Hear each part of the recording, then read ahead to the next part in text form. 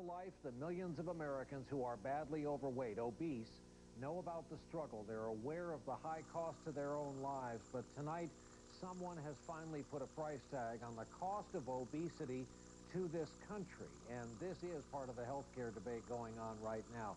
We have two reports tonight. Savannah Guthrie is at the White House.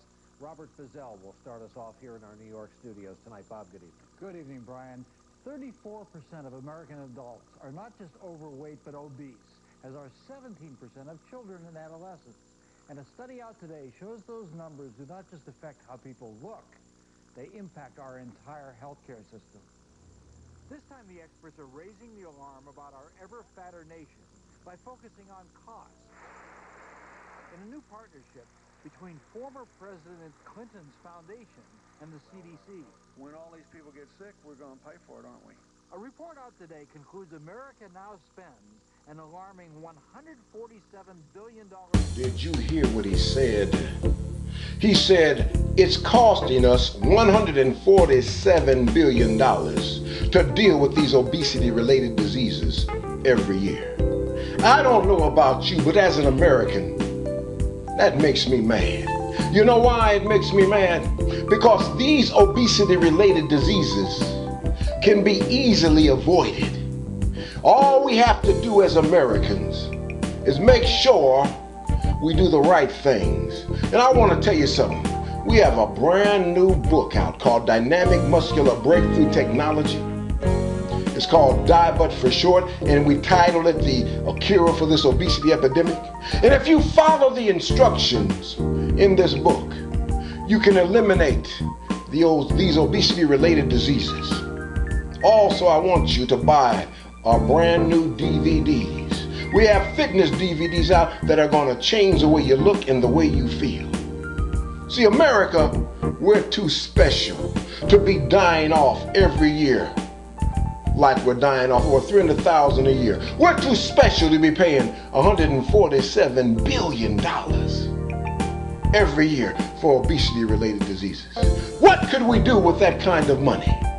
All I can tell you is this, is that if you buy our books and buy our products, you won't have to worry about spending all that money on obesity-related diseases. You can take that money and do like I'm getting ready to do. Go down to St. Martin for a nice, beautiful vacation. And you know what?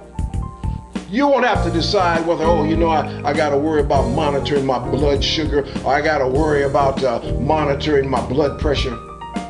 Only decision you'll have to worry about is whether I'm going to wear my brown hat or I'm going to wear my blue hat when I go on the beach. So come on, America, get mad about this thing.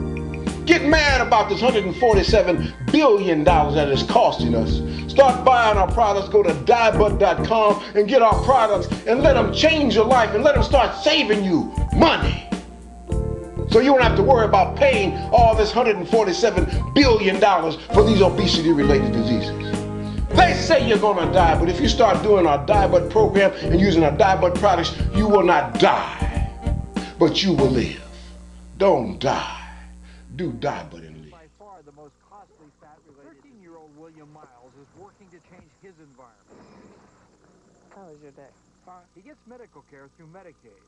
Last year, when his mom Ann took him to his primary care doctor, he got bad news. He was so overweight that he was pre-diabetic and had him to spend less time with video games and TV, more time exercising. Apples. And Mom is learning to stock the house with healthy food. We just decided to do it as a family, because I think that'll motivate all of us into losing weight. That being said, lots of people live in the shadow of regret because their diabetes is not being properly controlled. In our next report, IdeaStream health reporter Gretchen Kuda gives us a glimpse into the lives of people who struggle daily with the dreaded complications of diabetes. Any problems getting it off and on? Sherry Evans wishes she'd done things differently to prevent losing her leg. High rate of amputations, and that's mainly due to its high rate of uncontrolled diabetes. On those patients in whom it's preventable to have to do something as destructive as remove an extremity. On the other hand, I think once that decision is made, our approach is to be very positive. So I want you to go to Dybutt'S.com, and I want you to get your Dybutt's products today. So you will not die, but you. I was at home and felt chest pains, and I thought that I had indigestion. And it ended up that I was having a heart attack. And I stayed around the house for 2 hours thinking that it would go away, and all of a sudden it seemed like it got worse or so. I had someone call me an ambulance, and the ambulance brought me out here. And I arrived out here. The nurse told me, and the doctor came in and said that I was having a heart attack. And it's a good thing I got here when I did, because it could have been a lot worse than what it was. And it comes from having poor eating habits and not enough exercise. And I never thought I'd end up in here like this at the age of 56. But so happened I did, and that goes to show you, you never know, And by us in the United States having so poor eating habits, it happens to a lot of people, not just me. And that's sad, because our youth today is like losing.